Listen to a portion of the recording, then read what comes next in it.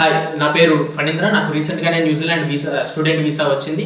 నేను I was thankful to great nation New Zealand and Pavan sir. ఎందుకంటే నాకు న్యూజిలాండ్ గురించి అసలు ఏమీ తెలీదు. ఇనీషియల్ స్టేజ్‌లో నేను తెలుసుకున్నది ఏంటంటే New Zealand is the best country, peaceful country and చాలా ఆపర్చునిటీస్ ఉంటాయి హెల్త్ కేర్ సెక్టార్‌లో. Because I am from A health care sector.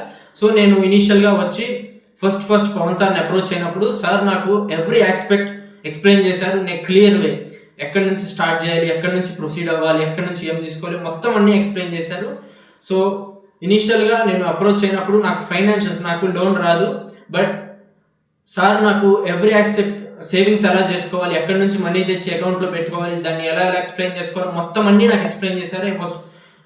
ఆ ఓన్లీ ఎక్స్ప్లెనేషన్ వల్ల నేను చాలా క్లియర్గా నా ఫండింగ్ చూపించుకోగలిగాను.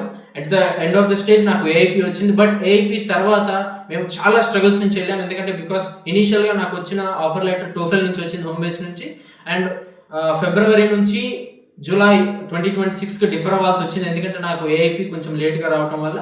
సో నాకు కండిషనల్ లెటర్ వచ్చింది. నాకు తర్వాత అన్కండిషనల్ కోసం Pavan sir and his team చాలా నాకు సపోర్ట్ చేసి మళ్ళీ ఎగ్జామ్ రాయమన్నారు. నేను ఎగ్జామ్ రాశాను. But at the last stage ఇంకొక 2 daysలో నాది అయిపోతుంది అనగా నాకు కండిషనల్ తెప్పించడంలో చాలా స్ట్రగుల్ అయ్యి చాలా ప్రాబ్లమ్స్ ఫేస్ చేసి నాకు ఎట్టి పరిస్థితుల్లో అన్కండిషనల్ లెటర్ రావాలి అని తెప్పించారు. నాకు వచ్చింది. అండ్ ఫైనల్లీ నాకు న్యూజిలాండ్ స్టూడెంట్ వీసా వచ్చింది. I was very happy and I was very grateful and thankful to Great Nation New Zealand and Pawan sir, Bhavani madam, Saujanya madam and Venkat sir.